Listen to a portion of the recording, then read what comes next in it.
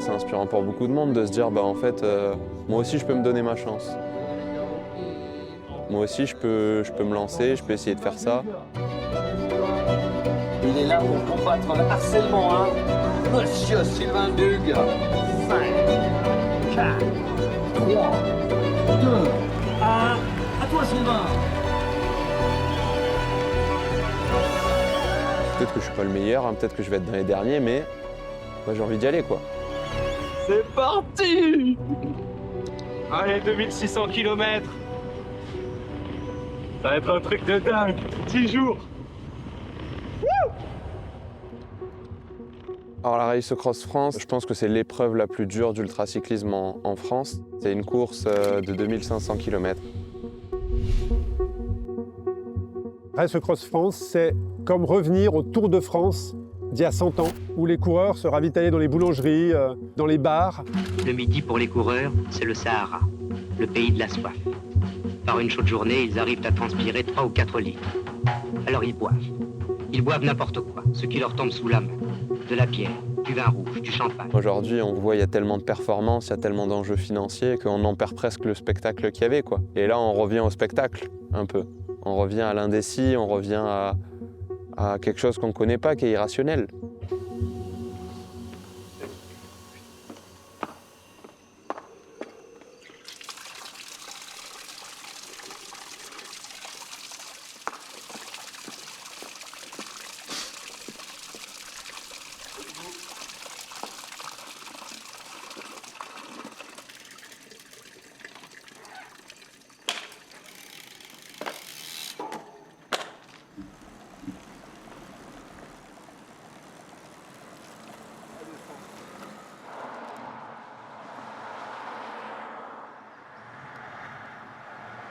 Hello, petit topo de la situation, 210e kilomètre, là à midi, je viens de manger, je vais repartir. Donc j'ai fait une sieste à 1h du mat, j'ai voulu refaire une sieste avant que le soleil se lève. Je me suis foutu sous un abribus et quand je me suis réveillé de la sieste, c'était l'orage, mais genre orage quoi. Je suis parti autour de 6h30, donc en fait j'ai quand même dormi 1h40 cette nuit, c'est pas énorme. Et après j'ai repris la flotte toute la matinée quoi.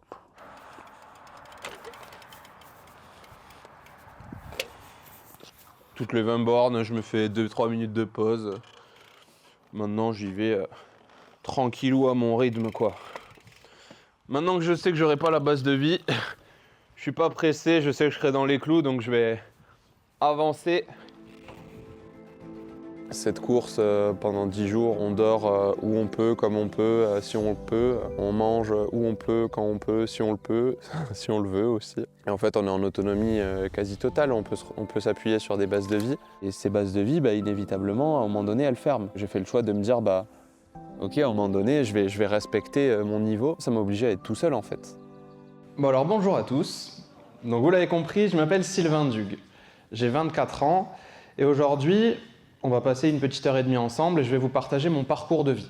Alors ce parcours de vie il regroupe des thématiques comme des violences familiales, de l'obésité, du harcèlement scolaire, mais vous l'avez aussi compris, surtout une reconstruction par le sport. Mon métier aujourd'hui, c'est d'intervenir dans les établissements scolaires aux 4 coins de la France et un petit peu en dehors aussi maintenant. Chaque semaine, je me déplace dans une nouvelle région pour sensibiliser les jeunes sur les thématiques du harcèlement scolaire, de l'obésité, de la sédentarité, et leur montrer comment avec le sport ils peuvent reprendre confiance en eux. À partir de l'âge de mes 5 ans, j'ai mon père qui a refait sa vie avec ma belle-mère. Et à chaque fois que j'allais chez lui, j'ai commencé à me rendre compte qu'il y avait des choses pas normales qui se passaient, que mon père il commençait à être violent, qu'il commençait à la dévaloriser, à la rabaisser, parfois à l'humilier. Quand je me suis retrouvé avec la police, je me suis dit, il faut que je dise tout. J'ai dit au policier, s'il vous plaît, me laissez pas repartir avec mon père parce qu'il a tabassé ma belle-mère, il a forcé à se faire prostituer, moi je suis séquestré, je dois apprendre des textes par cœur, je suis en train de vous mentir depuis 1 an. Il va me tuer en fait. Alors au début du collège, j'ai commencé à tomber en surpoids. Puis au fur et à mesure des années, j'en suis arrivé au stade que vous voyez sur les photos, où je suis tombé en obésité.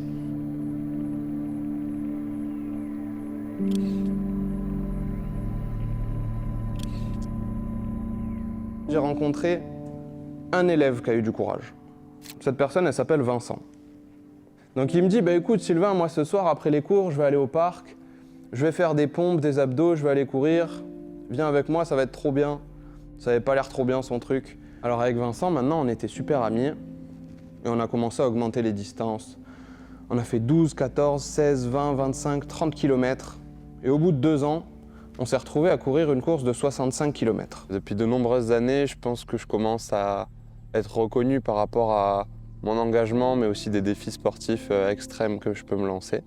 Toujours pour essayer de véhiculer ce message. Le prochain défi que je me suis fixé, c'est une course qui s'appelle la Race au Cross France, donc ça part demain. Du coup, moi je vais avoir qu'une mission, c'est de rouler, rouler, rouler, rouler.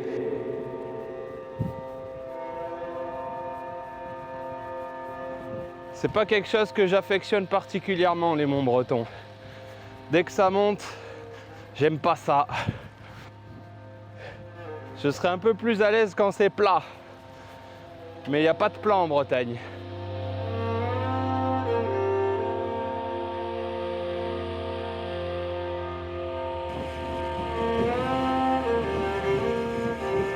Je la monte en force là. Comme ça, je vais pas rester trop longtemps et je vais pas mettre pied à terre. Je fais 30 bornes qu'on a vent de face en plus. Il reste encore 20 bornes comme ça. Il suffit de regarder les herbes pour le voir.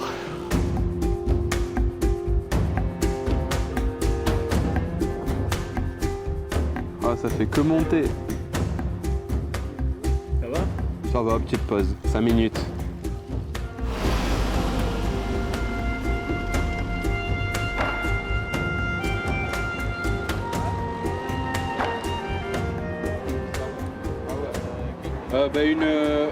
Une Regina. Voilà, j'espère ça. Hein. Parfait. Quand je suis reparti à 5h, de toute façon, j'ai pris 2 heures de pluie, c'était pas marrant.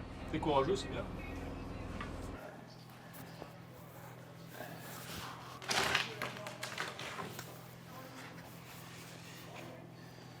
Je sais même pas si j'aurais... C'est faim pour tout manger, quoi.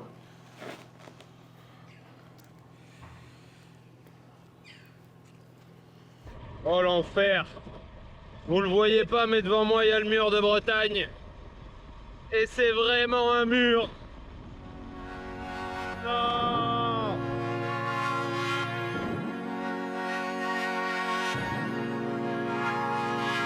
Je pense que je vais récupérer le com de la montée la plus lente. 4,3 km/h. C'est fou! Il met tout pour le battre, ce record. Nous sommes au pied du mur de Bretagne. C'est monté de 2 km à 6,9%. 4,3 km/h. Il perd avec les honneurs. C'est un vaillant. Contador attaque! Contador attaque! L'attaque d'Alberto Contador, on sent le champion qui parle, Alberto Contador veut montrer à tout le monde que c'est lui le plus fort. Alberto Contador au paroxysme de l'effort sur les pourcentages les plus durs. Philippe Gilbert qui grimace, qui ne semble pas au mieux. À 200 mètres de l'arrivée, Cadel Evans toujours en tête. Contador qui déboîte. Alberto Contador.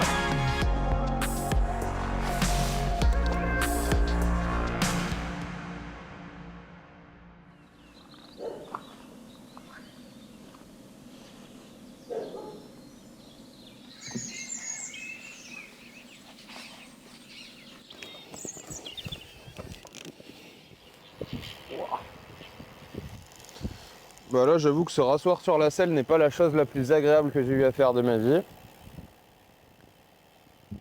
Ouf. Il va me falloir quelques kilomètres pour que je m'y refasse.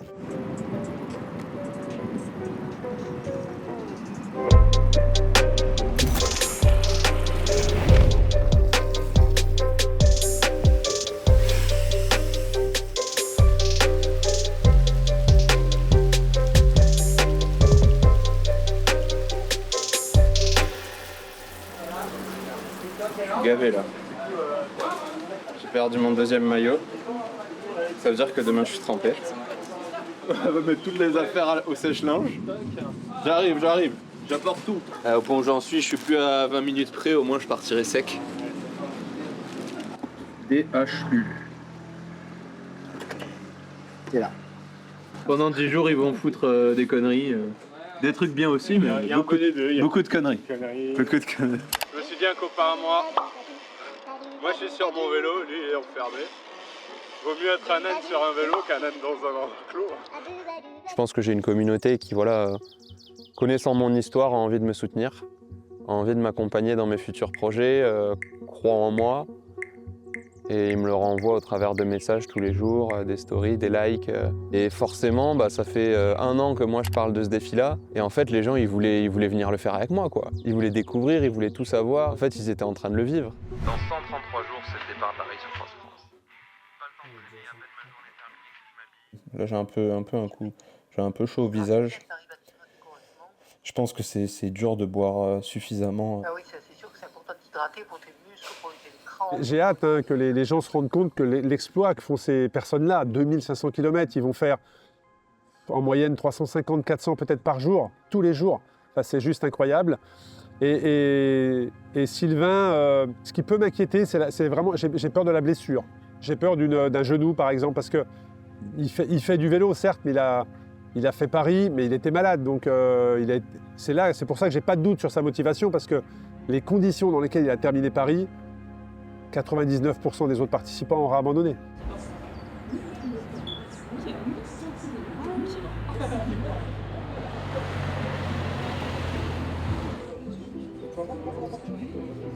Ce qui est plus dur, c'est que je suis un peu malade, plutôt. Ah ouais? La voix. Mais oui, je vais y aller petit à petit. Il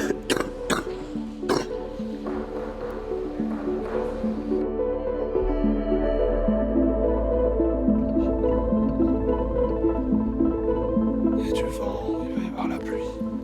Il reste 115 km. C'est trop.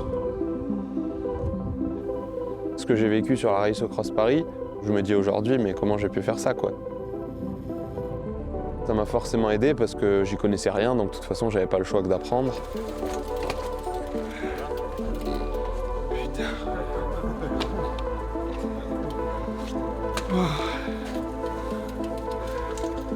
Merci, ça fait du bien quand ça s'arrête. Bravo, bravo. J'ai tellement souffert que là, l'apaisement, j'ai envie de fermer les yeux, de me dire, je suis dans mon lit et de me dire, je vais pas m'endormir avec la culpabilité d'avoir abandonné.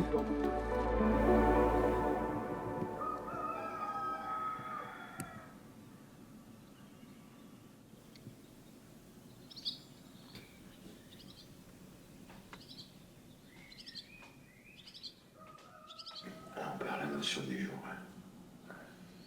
Attends, c'est que le début. T'as passé les 48 heures.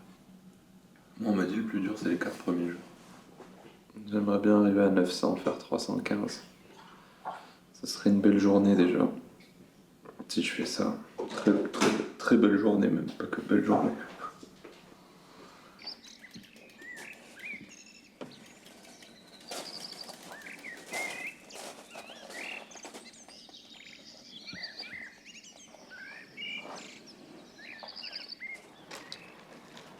J'ai pas mal aux genoux, j'ai pas mal aux fesses. Ça, c'est bien déjà.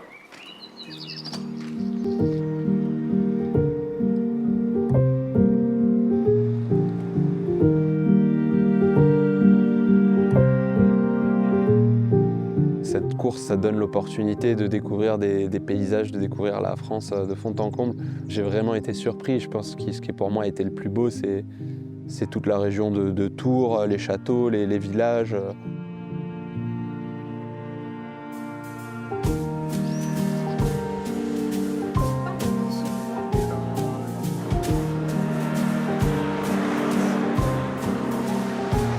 Je joue pas un classement, mais c'est important de rester collé avec des mecs pour pas se retrouver tout seul, quoi. Là, nous, déjà, on est 3 là où on est. Le sport, c'est pas qu'une histoire de victoire. De toute façon, on peut gagner en étant premier ou dernier. Ça dépend la notion qu'on peut y mettre, parce qu'on peut reprendre confiance, on peut se challenger, on peut se découvrir, se révéler. Et ça, qu'on soit premier ou dernier, on peut tous y goûter. Moussambani of Equatorial Guinea wins heat 1 of the men's 100 meters freestyle. Quand je voyais des histoires de ces derniers, c'était à ça que je m'identifiais, parce que j'ai jamais eu la chance de faire partie des premiers.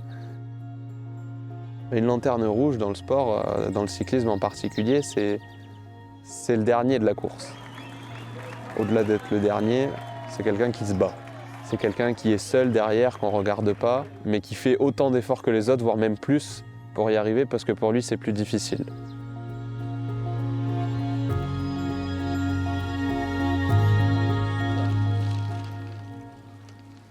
T'en as marre? Tu vas au McDo? Je suis très...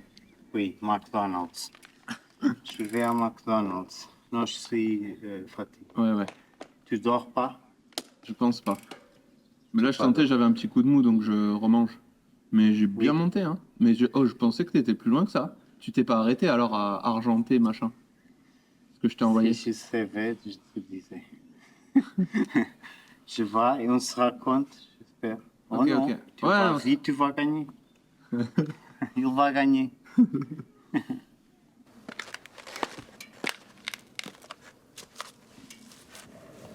Le plan, c'est comme on a prévu de pas dormir cette nuit. Je vais essayer de me faire une petite sieste dès maintenant. Donc je vais mettre un réveil à 22h40. Ça fait 25 minutes.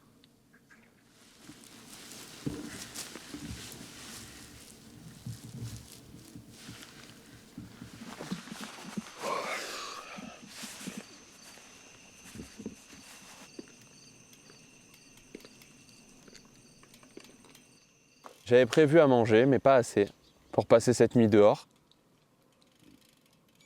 Je commençais à être en hypoglycémie et je savais que j'allais devoir passer au moins 6 heures avant de trouver quelque chose dans les commerces, donc c'était pas possible de continuer.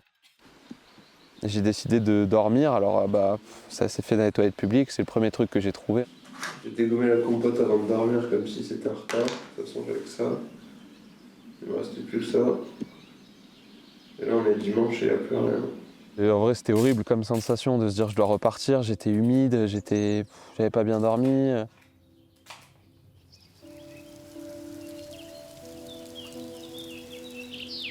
Ça a été un peu compliqué, quoi, de déjà la fatigue, le machin, et reprendre la pluie pendant toute la journée, l'humidité, le froid. C'était vraiment compliqué. Ce qui me motivait à l'époque, c'était la rage. J'avais un peu toute cette haine qu'on m'avait donnée, qu'on m'avait accordée dans mon enfance. Moi, je la rejetais dans la course.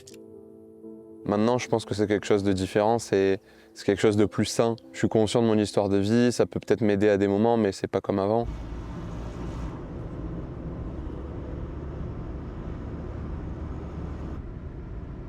C'est pas celle-là, ça doit être la rue parallèle. Ça doit être la rue parallèle, je pense.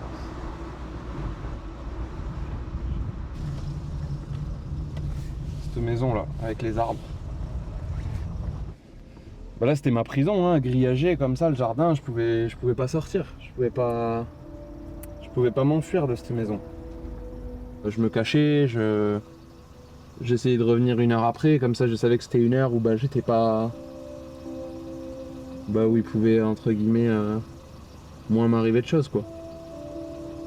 C'est en fait chaque minute de gagner, c'est une chance de plus de survivre. Quand on est avec une personne comme mon père, j'ai pu partir en Espagne avec ma grand-mère.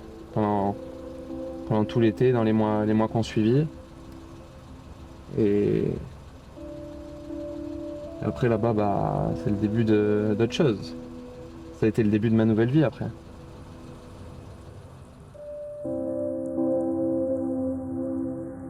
Et c'est là que tu as commencé à venir ici, de plus en plus ici. À partir de cette photo, c'était... Ouais. On venait d'arrêter de le voir là. Je crois que tu le voyais plus. Nous, on pensait qu'on n'y arriverait jamais. Parce que nous, on ne voulait pas qu'il y aille, parce qu'il pleurait. Il ne voulait pas y aller. Il disait qu'il avait mal à l'estomac, qu'il avait mal partout, il pleurait. Je ne veux pas y aller. Et moi, ça m'arrachait le cœur.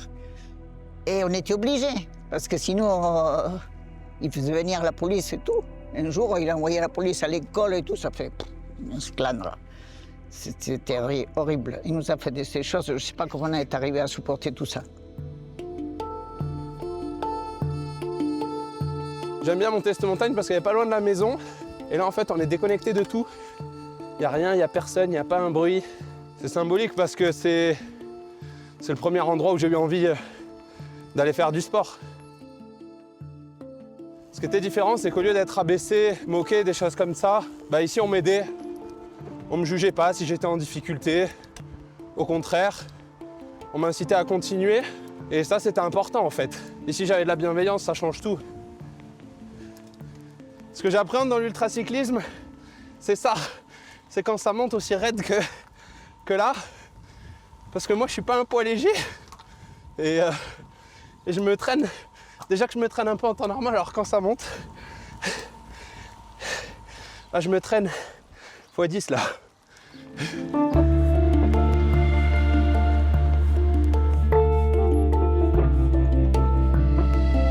Ça me saoule!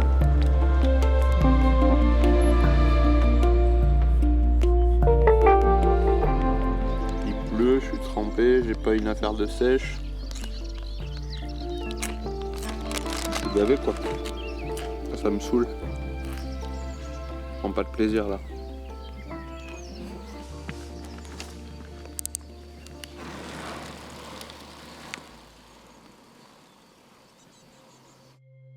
Salut Sylvain, c'est Arnaud.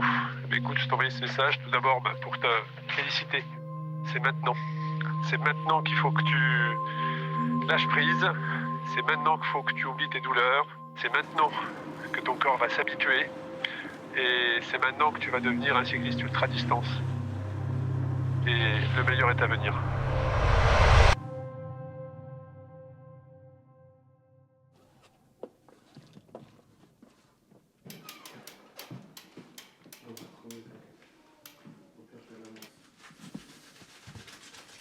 C'est pareil.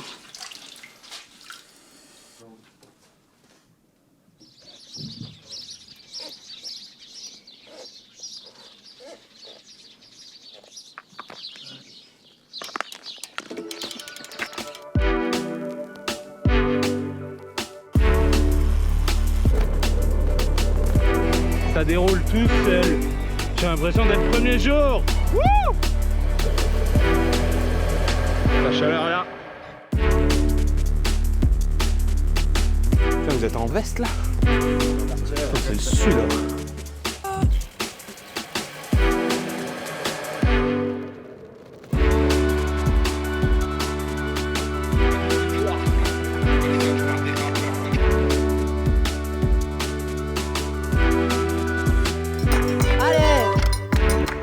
Allez Sylvain, allez.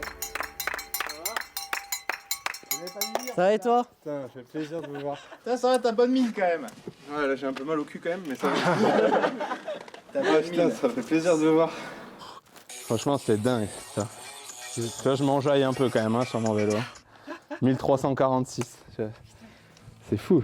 Là, je lui souhaite surtout qu'il se mette à bien dormir comme il l'a prévu, à bien manger, et puis qu'il arrive à absorber un peu le soleil. Qu'il arrive à absorber le soleil parce qu'il va y avoir, de la météo un peu chaude. Bon, allez. Allez Sylvain, ciao. Allez Sylvain. Allez. C'est des gens, je sais, qui de loin ils me suivent. Évidemment que ça fait plaisir, que c'est touchant parce que quand on prend le départ, on se dit ah bah tiens peut-être que oui, il y a des gens qui vont venir sur le parcours parce que je traverse quand même la France, mais on sait jamais vraiment qui va venir.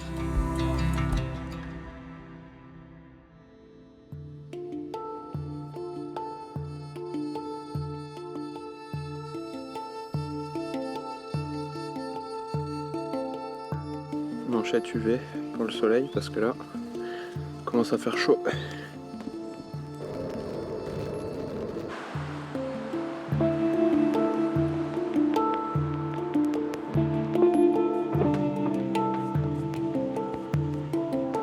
J'ai tellement chaud, je suis bien rouge. Ouais.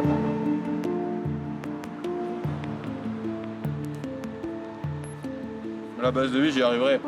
Là, il y a 14h, 169 bornes. Même si j'y vais tranquille, j'y arrive, tu vois.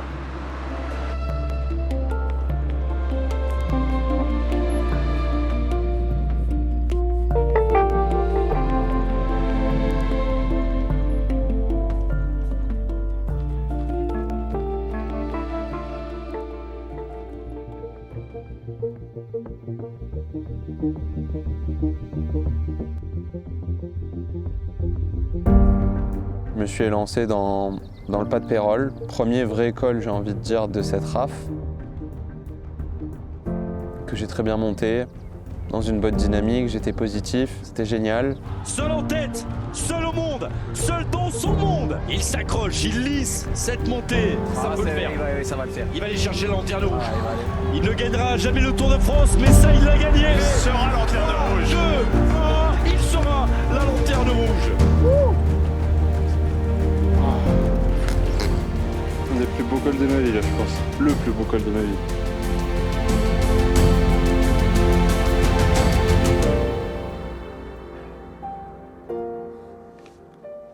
Je veux descendre tranquille.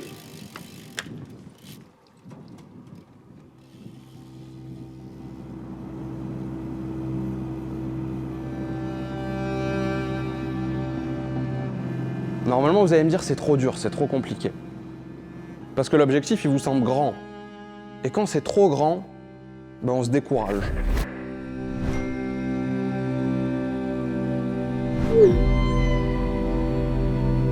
Ce qui va se passer, c'est que vous allez faire 20 km, et au bout de 20 km, vous allez vous dire « Ah, il m'en reste 22 ». Et c'est à ce moment précis où vous allez abandonner, parce que c'est toujours à ce moment-là où on abandonne dans la vie, au moment où on en a déjà fait beaucoup, mais pas encore suffisamment pour se dire qu'il nous en reste moins que ce qu'on a déjà fait.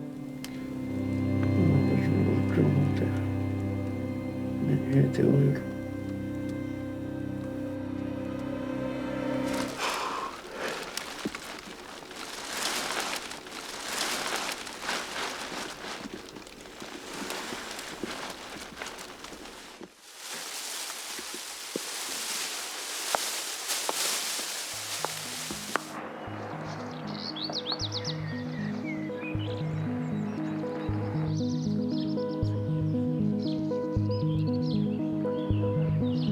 J'appelle pour dire que je vais arrêter malheureusement.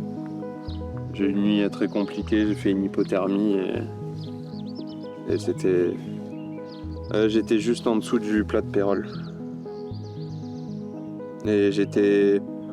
Ouais, en fait j'ai toutes mes lumières qui sont tombées en rade. Je devais tenter de rejoindre la base de vie avant 8 h. Et j'ai toutes mes lumières qui sont tombées en rade, donc j'ai été obligé de m'arrêter. Et j'ai passé 4 heures à grelotter, claquer des dents. Et donc... Merci beaucoup. Salut. Salut.